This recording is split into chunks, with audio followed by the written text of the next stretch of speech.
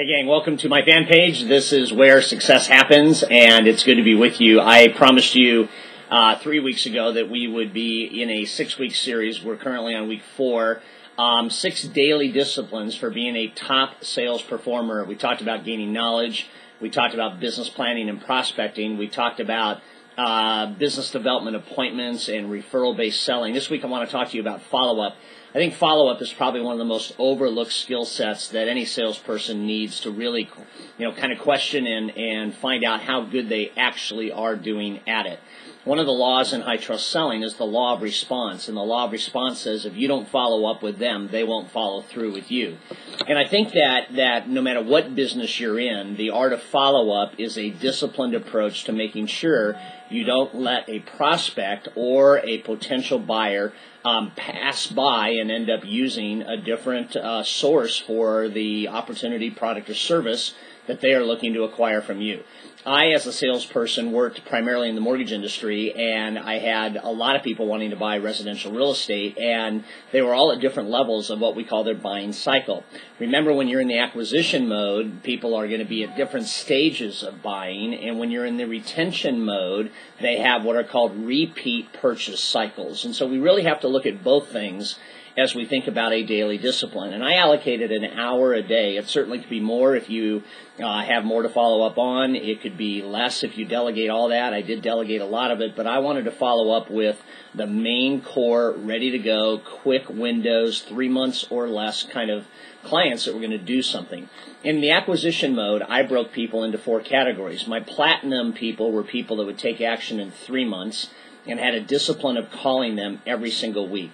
My golds were those that would do business outside of 3 months, but within 4 to 6 months were their window, and I made a habit and a discipline of calling them every other week. And then my silvers were 7 months to 9 months, and I made a habit of calling them every 3 weeks. And then my greens were 10 months to 12 months, and I made a habit of calling them every month. And certainly as those people got closer and closer to doing business, I changed my communication strategy with them. If I don't follow up with them, they won't follow through with me. And one of the laws that law actually comes from is the law of incubation, which says that the most profitable relationships mature over time. So it stands to reason that if you're prospecting regularly and you have the potential for referrals and for people that are going to be considering buying your product or your service, and they're not buying today, you have an opportunity to increase your follow-up. And so maybe that system works for you, maybe some other system works for you, but if I could just ask you to be honest with yourself for a minute, how are you, scale of 1 to 10, 10 being top level, how are you at following up, and what can you do to improve? And then certainly in the retention side of things, okay, how often will they buy your product or service again? If you are, for example, part of Amway Global, and you are on Ditto Delivery. Ditto Delivery is a simple way to guarantee for Amway that your product supply is on a repeat purchase basis. So if you use 2 gallons of laundry soap a month, and you click Ditto Delivery, then every month you're going to get 2 gallons of soap delivered. It's automatic, okay?